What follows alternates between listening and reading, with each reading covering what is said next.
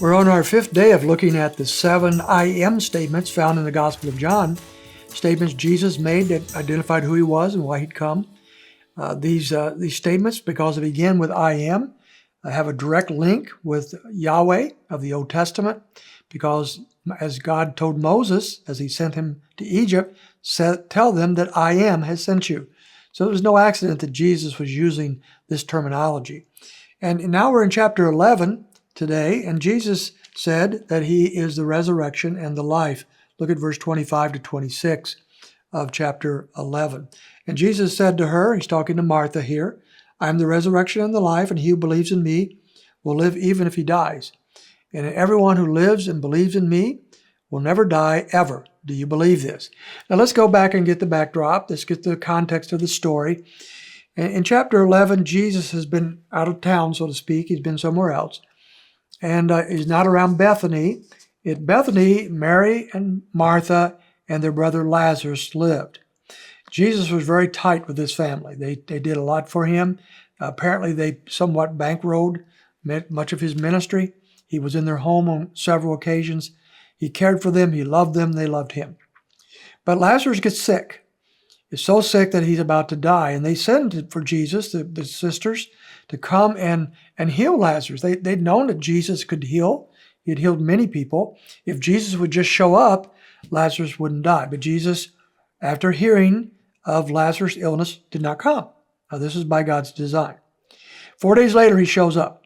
Lazarus has been dead for 4 days. He's been in a tomb. And in the Jewish economy of that time, the traditions and so forth, as I understand it, there was these different superstitions probably of the idea that the spirit of a dead person might hang around the tomb of a dead person for 3 days. But after the third day that it was gone and there would be no hope of any kind of life, if ever there was any. Those are probably superstitions that of course just weren't particularly true, but they were things many people believed. Jesus is going to show that he's certainly above superstitions, and Lazarus is certainly dead, 4 days in the grave. When Jesus shows up, Lazarus has been dead. And so he's going to heal Lazarus by raising him from the dead. This is the most incredible resurrection story this side of Christ's resurrection ever given. There had been other people that had died in the Old Testament and the New Testament. They were resurrected by either a couple of the prophets, Elijah, or by Jesus in the New Testament, but nobody had been dead for 4 days. This is something special. So Jesus comes, and he comes and he is telling Martha now. Martha comes out to meet him, tells him what's going on, and Jesus is saying to her that, in essence, I'm going to raise Lazarus from the dead. Now, Martha, who is actually seems to have her head on straight pretty well when it comes to her theology, said in verse 24, I know that he will rise again in the resurrection on the last day. Now, that's taught in the Old Testament, primarily in Daniel chapter 12. So she knew her Old Testament.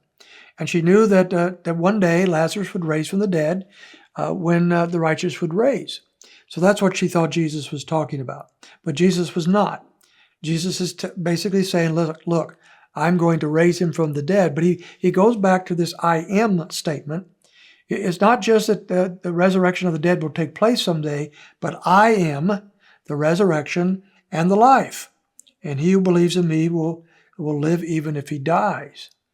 And everyone who lives and believes in me will never die ever. Do you believe this? Now, this is a kind of an incredible, astonishing statement if you think about it.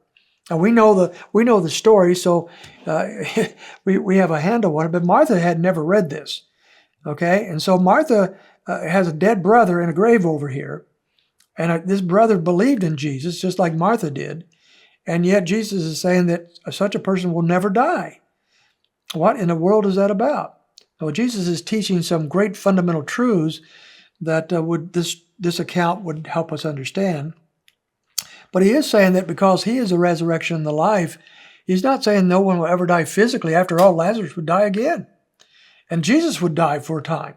And Mary and Martha will die. And you and I will die. Scripture says that clearly. But he is saying that I am the resurrection and the life. All who have died physically who believe in me will be resurrected from the dead. And that's what he was teaching them here. at this time. This is what they needed to know, that Jesus is, no one who knows him will stay in that grave. One day the Lord will raise them, not just spiritually, but physically as well, and give them new life, a new body, and they will live with him in that new resurrected body forever. That's a wonderful truth Jesus gives us.